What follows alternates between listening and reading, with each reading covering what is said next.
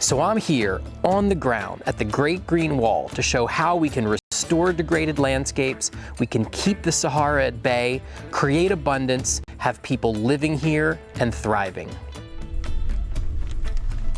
We are here at WFP project site. We are in a very degraded land area. In the early beginning, when we presented the process and the idea, the community didn't believe. They said, no, this is not true. This is not feasible. We cannot recover this land. More than 40 years, we are here. Nothing is growing on this side. The process started with the community-based participatory planning. By the end of this process, it was agreed that one of the major action is the land reclamation or land recovery project.